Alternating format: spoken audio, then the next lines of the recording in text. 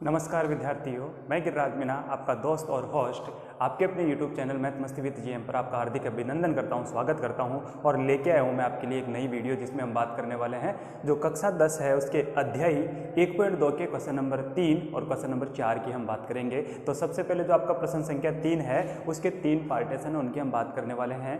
जो आपकी प्रश्न संख्या 3 है वो क्या कहती है, सुनिएगा कि अभाज्य गुणनखंड विधि द्वारा निम्नलिखित पूर्णांकों का HCF और LCM ज्ञात करना है। बेटा यहाँ से जो भी आपके पूर्णांक है ना, इनका आपको HCF और LCM ज्ञात कीजिए।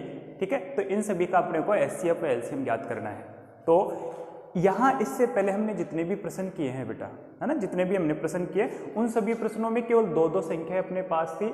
तो उनका जैसे हमने HCF और LCM ज्ञात किया है, ठीक उसी प्रकार से आपको इनके भी HCF और LCM ज्ञात कर लेने हैं। तो किस प्रकार से करेंगे, बिल्कुल आसान से शब्दों में ये हल हो जाएंगे और आपको समझ में भी आएगा। वीडियो को स्किप नहीं कीजिएगा, लास्ट तक जरूर देखिएगा। ठीक है जी। तो देखो, सबसे पहले हम इसके जो पहला प्रश्न है बेटा इसकी बात करते हैं। इसमें क्या दिया है जी आपको, 12, 15 और एक संख्या है बेटा आपकी 21 है। ठीक है, 12, 15 और लास्ट की संख्या आपकी 21 है। तो इसका हल हम करेंगे तो सबसे पहला काम है हम लिखेंगे 12 का अभाज्य गुणनखंड। ठीक है जी, यहाँ पे जो भी संख्याएं दी जा रही है उन सभी के अभाज्य गुणनखंड आपको लिखने हैं। तो देखो 12 के हम अभाज्य गुणनखंड लिखेंगे तो किस प्रकार से लिखेंगे, यहाँ पे आप गुणनखंड करके देख सकते हो। 12 में 2 का भाग हमने दिया, 2 का भाग जा रहा है, 2 छिकी 12, 2 का दिया, 2 तिया 6, फिर से 3 का दिया, एक बार जाएगा, ये आपने लिख दिया यहाँ से 2 गुणा 2 गुणा 3। ठीक है जी, इतना आपने लिखा। तो आप साथ साथ इसको घात के रूप में भी व्यक्त कर दीजिए। 2 की घात कितनी लिखने वाले हो आप यहाँ से, 2 की घात देखो 2 कितनी बार आया जी, यहाँ पे 2 आपका 2 बार आ रहा है, तो आप यहाँ पे लिख सकते हो 2 की घात 2। ठीक है, और गुणा में कितना रख दोगे जी, यहाँ पे 3 आप रख दोगे। ठीक है, 2 की घात 2 गुणा 3 आपने रख दिया। अब अगली संख्या आपकी है बेटा, कौन है, 15 का अभाज्य गुणनखंड। ठीक है जी, 15 का अभाज्य गुणनखंड है। ये किस प्रकार से करोगे बेटा, देखो वही आपको गुणनखंड कर लेना है। यहाँ पे देखो 2 का भाग जा रहा है क्या, 2 का भाग नहीं जा रहा, क्यों, क्योंकि इकाई के अंक में 5 दिख रहा है। जिस संख्या की इकाई के अंक में 0, 2, 4, 6, 8 दिखता है तो उसमें 2 का भाग जाता है। तो यहाँ पे देखो 15 में 2 का भाग जा नहीं रहा, किसका भाग गया जी, यहाँ पे 3 का भाग जा रहा है। 3 पंजे 15, फिर यहाँ से आए जी 5, 5 का 1 रहा, यहाँ से इसका अभाज्य गुणनखंड क्या बना जी आपका, 3 गुणा 5 आपका बन गया। क्लियर है। इसी प्रकार से आपकी अगली संख्या है जी, कौन है, 21 है। तो इसको आप किस प्रकार से लिखोगे बेटा, वही 21 का अभाज्य गुणनखंड आपको लिखना है। तो आपने लिखा यहाँ पे कि 21 का अभाज्य गुणनखंड।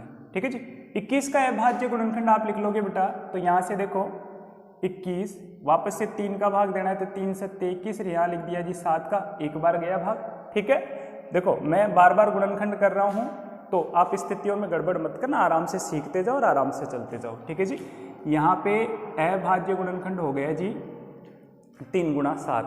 आज की जो क्लास है इसमें बाहर का जो रूम का साउंड है ना बहुत ज़्यादा आ रहा है जी, जो इको है वो बहुत ही ज़्यादा आ रहा है। ठीक है, क्लासरूम आज थोड़ा खाली है इसलिए थोड़ा सा इको आ रहा है, तो थोड़ा सा प्रयास करूँगा कि कम हो सके, पर देखिएगा एकदम मजे लायक क्लास आपकी बनने वाली है। ये 7 गुणा 3 आपका हो गया। ठीक है, अब HCF आपको ज्ञात करना है बेटा। यहाँ से तो हम लिखेंगे कि 12, 15 व 21 का क्या लिखना है अपने को, HCF अपने को लिखना है। और इस स्थिति में आपको पता है बेटा, यहाँ पे आप घात में 1 लगा सकते हो चाहो तो, इसके इक्वल में आप यहाँ पे लगाना चाहो तो 3 की घात 1 गुणा 5 की घात 1, 3 की घात 1 गुणा 7 की घात 1, ऐसा आप लिख सकते हो इसको। ठीक है जी। अब HCF क्या होता है बेटा, HCF सुनना कि आप जिन भी संख्याओं का HCF ज्ञात कर रहे हो वहां से, तो उनमें देखो कि कोई उभनिष्ठ पद दिख रहा है क्या, कोई कॉमन पद आपको दिख रहा है क्या। यदि कोई कॉमन पद आपको दिख जाता है तो जो कॉमन पद आपका है ना, जो उभनिष्ठ पद आपका है, तो जो कॉमन पद होता है उसकी निम्नतम घातों का गुणनफल ही आपका HCF हो जाता है। ठीक है, यहाँ पे 2 सभी में कॉमन नहीं है तो 2 का पीछा छोड़ो, HCF के लिए छोड़ दिया। 3 की बात की है, 3 अपने इसके पास भी है, इसमें भी 3 दिख रहा है, इसमें भी 3 दिख रहा है जी। 3 तीनों के पास है, तो इसमें देखो कि कम से कम घात कितनी है, हमने देखा कम से कम घात 1 में है, तो 3 की घात 1 को हमने यहाँ से लिख लिया। इसके अतिरिक्त हमने मिलान किया, 5 का पद केवल 1 में, सब में कॉमन नहीं आ रहा, छोड़ दिया इसको। 7 का पद केवल अपने पास लास्ट वाले 21 वाले में है, सभी के पास नहीं है, इसको भी हमने छोड़ दिया। तो केवल कौन सा पद मिला अपने को, 3 की घात 1 आपको मिला, तो इसको हमने लिख दिया 3, और 3 इसका क्या हो गया जी, HCF हो जाएगा, अर्थात HCF इसका 3 आपको प्राप्त हुआ। ठीक है, अब आप यहाँ से निकाल रहे हो 12, 15 वह जो आपका 21 है, LCM आप निकाल रहे हो बेटा। LCM क्या होता है, LCM में लेना सभी को होता है बेटा, लेना तो सभी को है, परंतु कोई पद आपका कॉमन दिख जाए तो उसमें बड़ी घात वाले पद को लेना है। ठीक है, उन सभी का जो गुणनफल मिलेगा वो आपका LCM हो जाता है। तो देखो यहाँ से 2 की बात की है तो 2 सभी में कॉमन नहीं आ रहा है, 2 सभी में नहीं है, तो यहाँ से जो भी घात दिख रही है लेना सभी को, 2 की घात 2 ले लिए। 3 की बात की है, 3 तीनों के पास है, तो बड़ी से बड़ी घात इसमें 3 वाले में 1 ही है, तो 3 की घात 1 हमने लिख लिया। 5 की बात की है, 5 और किसी के पास नहीं है पर लेना सभी को है। 7 की बात की है, 7 किसी के पास नहीं है तो लेना सभी को है। यहाँ से हमने गुणा किया तो 2 दूनी 4 गुणा 3 गुणा 5 गुणा 7 ऐसा हमने लिख दिया जी। ठीक है, यहाँ से गुणा किया तो कितना मिला जी, 4 तिया 12 आपको मिला, और गुणा में यहाँ से 7 पंजे 35 आप लिख सकते हैं। ठीक है जी, 4 तिया 12 और 7 पंजे 35 लिख सकते हैं, या और भी गुणा को आप आसान बनाएं तो ऐसे पदों के बारे में सोचा करो कि जिससे कि अपना जो मल्टीप्लिकेशन है उसमें जोर नहीं आराम से हो सके। जैसे 4 को 3 से गुणा किया तो 12 हो सकता है, 12 को 5 से गुणा करें तो 60 बढ़ जाता है, 60 को हम डायरेक्टली 7 से गुणा करें तो ये वाला काम और भी आसान हो सकता है। तो आप चाहो तो ऐसा भी लिख सकते हो ना, जिससे अपना काम आसान हो जाए और समय भी कम लगे। तो देखो 4 तिया 12 हमने इसको लिखा, 5 गुणा 7 एक बार फिर से छोड़ लिया, और 12 पंजे 60 हो गया, गुणा में 7, और अपने 60 को 7 के साथ गुणा करोगे तो 7 6 की 42 हो जाता है, मतलब 420 आपको यहाँ से मिला है। ठीक है, तो आप यहाँ पे क्या कह सकते हो, आप कह सकते हो जी, अतः अपने को HCF ज्ञात करना था, HCF किस किस का था, अतः HCF 12, 15 वो एक है 21, इसका HCF हमने निकाला जी 3, और LCM हमने ज्ञात किया बेटा, LCM क्या था अपना, LCM अब वही 12, 15 और 21। ठीक है, LCM कितना मिला जी, 420, और ये दोनों इसके क्या है, आंसर है। तो इसका जो पहला पार्टीशन है इस प्रकार से होता है। और बाकी अब बात करते हैं जो इसका दूसरा वाला पार्टीशन है, तीसरे क्वेश्चन का जो दूसरा भाग है उसकी हम बात करते हैं, और किस प्रकार से हम इसका HCF और LCM ज्ञात करेंगे। तो देखिएगा एक बार, दूसरा भाग है बेटा इसका, इसमें आपको संख्या दी है, एक 17 है, दूसरा 23 है, और जो तीसरी पद है आपका वो तीसरा पद है जी कौन, 29 है। ठीक है, सबसे पहले हम यहाँ पे बात करें बेटा क्या कि देखो आपकी जो यहाँ पे संख्या प्राप्त हुई है ना, यहाँ पे 17 है, 23 है और 29 है, यहाँ पे आप थोड़ा सा फोकस करें ना, थोड़ा सा ध्यान दें, तो ये तीनों की तीनों संख्याएं कौन सी संख्याएं हैं, अभाज्य संख्याएं हैं। कौन सी संख्या है जी, ये अपने आप में अभाज्य संख्याएं हैं, और अभाज्य संख्याएं हैं तो आप इनके अभाज्य गुणनखंड लिखोगे, वो आपके स्वयं ये जो खुद है वो के वही अभाज्य गुणनखंड आएंगे। ठीक है जी, तो इनके अभाज्य गुणनखंड तो ये खुद आने वाले हैं। तो ऐसी स्थिति में क्या लिखेंगे, जैसे इसको हमने हल किया बेटा, और यहाँ से लिखा कि 17 का अभाज्य गुणनखंड है। ठीक है बेटा, जो 17 का अभाज्य गुणनखंड आप कर रहे हो यहाँ से, तो 17 का अभाज्य गुणनखंड क्या लिखोगे, क्योंकि 17 आपकी एक खुद ही अभाज्य संख्या है तो इसका कोई अभाज्य गुणनखंड नहीं होगा, अर्थात 17 स्वयं इसका अभाज्य गुणनखंड आ जाएगा। ठीक है जी, अगली हमने बात की 23 का अभाज्य गुणनखंड, और आपको पता है कि 23 भी कौन सी संख्या है, 23 भी खुद एक अभाज्य संख्या है, तो 23 भी अभाज्य संख्या है तो इसका भी अभाज्य गुणनखंड खुद 23 ही आ जाएगा। ठीक है जी, अगला पद आपका 29 है, यहाँ से हमने लिखा 29 का अभाज्य गुणनखंड।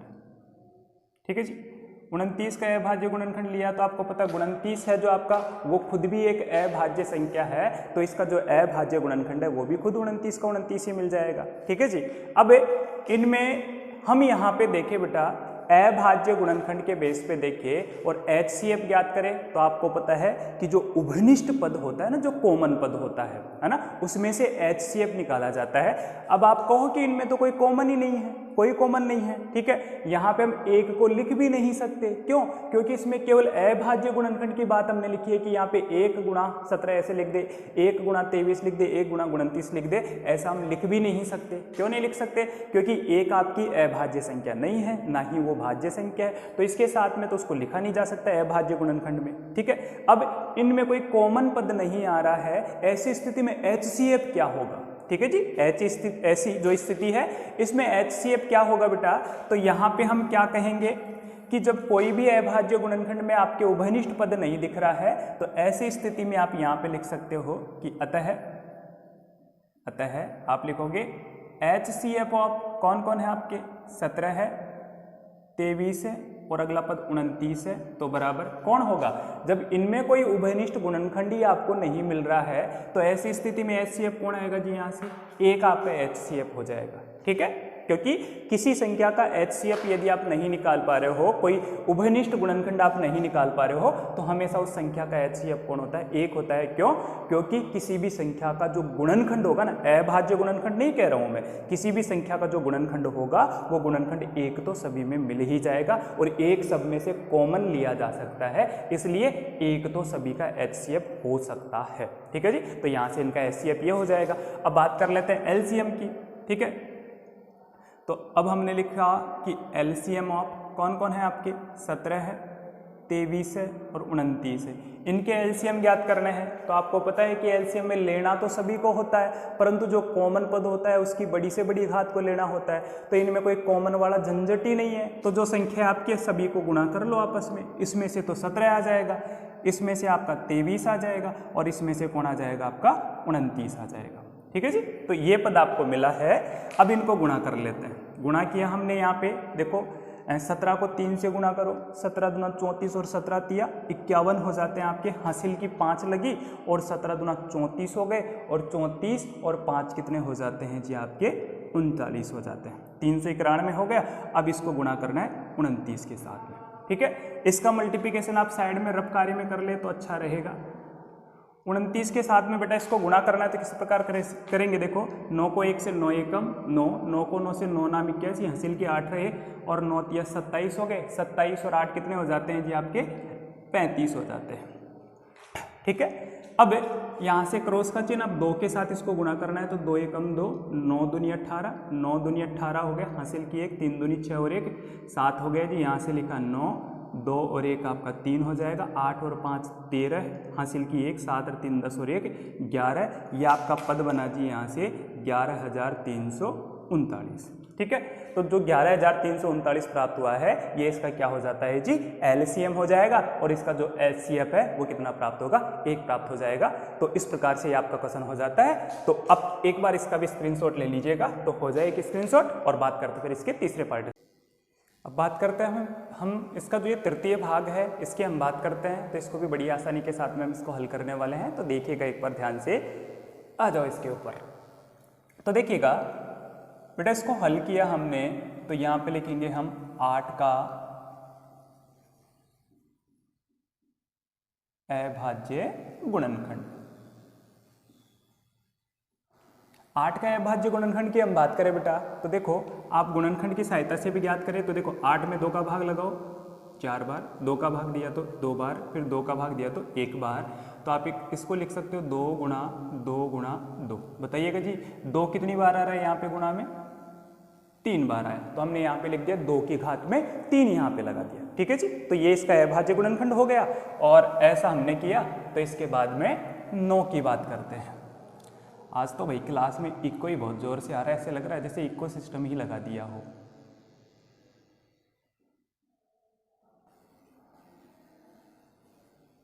आपने लिखा यहाँ से कि 9 का अभाज्य गुणनखंड, और 9 के अभाज्य गुणनखंड को हम डायरेक्टली लिखेंगे सीधे सीधे।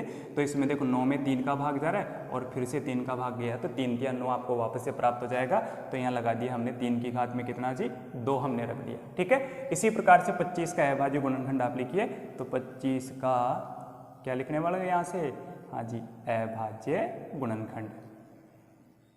ठीक है। और 25 के अभाज्य गुणनखंड की हमने बात की, तो 25 को क्या लिखा जा सकता है, वही 5 गुणा 5 इसको लिखा जा सकता है। किस प्रकार से, देखो घबराइए नहीं, 25 को लिखा हमने, 5 का भाग दिया इसमें 5 बार, फिर 5 का दिया तो 1 बार। अब आपको देखो भाजकता के नियम की यदि समस्या आ रही है तो भाजकता के नियम के लिए हम एक और जो वीडियो बना करके अलग से हम अपलोड कर देंगे, तो उसमें आप भाजकता के नियम सीख लीजिएगा। और प्रत्येक संख्या के लिए जो भी आपके अभाज्य संख्याएं हैं जिनमें भाजकता के नियम आपको काम में लेना है, तो उन सभी के लिए भाजकता के नियम हम अपलोड कर देंगे। तो देखिएगा यहाँ से इसका अभाज्य गुणनखंड वही आपका 5 गुणा 5 मिला, तो 5 की घात में कितना लिख देंगे जी, 2 हमने लिख दिया। तब हम क्या लिखेंगे बेटा कि अब या अतः है HCF ऑफ किस किस का, 8 का, 9 का, 25 का। अब यहाँ पे देखो कि HCF क्या होता है, जो कॉमन पद होता है, जो कॉमन अभाज्य गुणनखंड होता है, जो उभयनिष्ठ अभाज्य गुणनखंड होता है, वही आपका HCF होता है। तीनों में क्या कोई आपका जो गुणनखंड है, अभाज्य गुणनखंड है, वो मैच कर रहा है क्या, कोई कॉमन पद है क्या, इसमें 2 है, इसमें 3 है, इसमें 5 है, कोई भी कॉमन नहीं है। और कोई भी कॉमन नहीं है तो आपको मैंने कहा है कि जब कॉमन होने की स्थिति नहीं हो तो उस स्थिति में HCF कौन होता है जी, हमेशा एक HCF होता है। ठीक है जी, इनमें कोई भी उभयनिष्ठ पद नहीं है तो HCF आपका 1 हो जाएगा। और अब बात कर ले हम LCM की, तो LCM ऑफ वही आपके 8, 9 और 25। तो यहाँ पे LCM में क्या होता है कि जो भी पद दे रखे उभयनिष्ठ पद है उसकी तो बड़ी घात को लेना है, बाकी सभी जो भी आपके पद दे रखे हैं उन सभी पदों का गुणनफल आपको ले लेना है। तो यहाँ से हमने लिया, देखो 2 की घात 3 ऐसे कैसे, 3 की घात 2 भी ऐसे कैसे, 5 की घात 2 भी ऐसे कैसे। तो लिखा यहाँ से, देखो 2 की घात 3, 2 दूनी 4 दूनी 8, हम उसको ले सकते हैं कैसे, 2 दूनी 4, 4 दूनी 8 हो जाएगा, सॉरी 8 ये रहा। 3 की घात 2 को हमने क्या लिखा, 3 गुणा 3 है तो 3 3 9 ये हो जाएगा। और 5 की घात 2 को क्या लिखा जी, 5 की घात 2 है तो 5 गुणा 5 है तो 25 आपका ये हो जाएगा। ठीक है।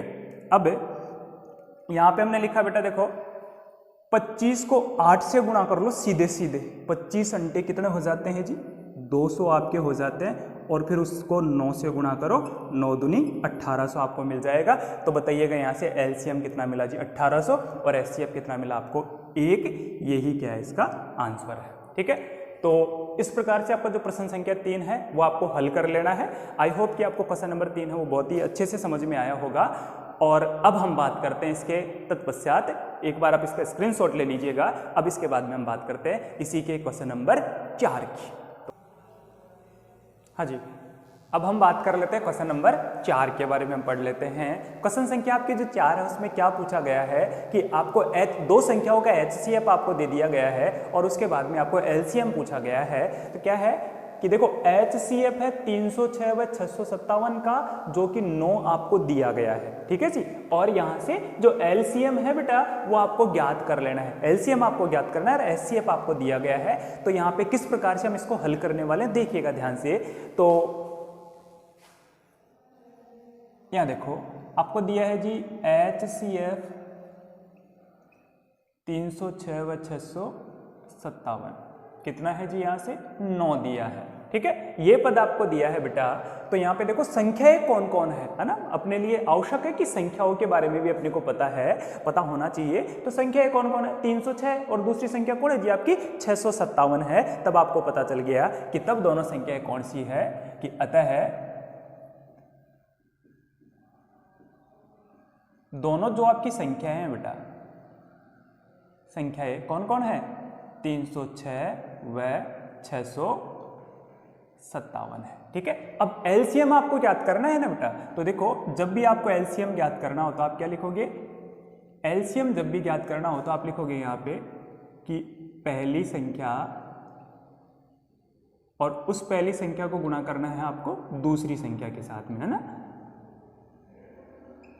और इसके अतिरिक्त आपके पास एक पद और देके रखेगा, दोनों संख्या तो आपको देके रखेगा क्वेश्चन, साथ में इनका HCF भी आपको देके रखेगा। जब भी LCM ज्ञात करना है तो यहाँ पे HCF का भाग लगा दीजिएगा।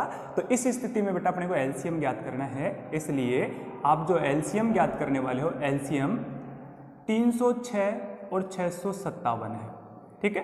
तो इसमें पहली संख्या कौन सी है जी आपकी, पहली संख्या आपकी 306 है और 306 को किसके साथ में गुणा करोगे आप, 657 57 के साथ में, वेरी गुड। और यहाँ पे भाग किसका लगा लेने वाले हो आप, यहाँ पे भाग HCF है, HCF आपका 9 है तो आप 9 का भाग इसमें लगाने वाले हो और 9 का भाग लगाओगे बेटा तो यहाँ से देखो 9 को इससे काटा जा सकता है, 306, 6 और 3 अंकों के योगफल में 9 का भाग जा रहा है तो दी गई संख्या में भी 9 का भाग जाएगा, मतलब 306 में 9 का भाग जा सकता है। और 306 में 9 का भाग दिया तो कितनी बार जाएगा, देखो 9 का भाग मैं 306 में दे रहा हूँ तो यहाँ से 9 या 27 हो जाते हैं, है ना। 9 का पहाड़ा 3 बार बोले तो 27 मिलते हैं, बचे यहाँ से 3 और 3 के आगे 6 उतारे तो 36 हो गया और ये हो जाएगा जी 9 चौके 36। अब 34 को गुणा कर लेना है 657 के साथ में और 34 को 657 के साथ में गुणा करना है तो देखिएगा 34 गुणा 657। सबसे पहले 7 को आप 4 से गुणा कर लीजिएगा बेटा, 7 को 7 चौके 28 लिखा आपने और यहाँ से 2 हासिल मिली, 7 या 21 हो गए और 21 और 2 आपके हो जाते हैं कितने, 23 आपके हो गए, ठीक है जी। क्रॉस का चिन्ह हमने यहाँ से लगाया।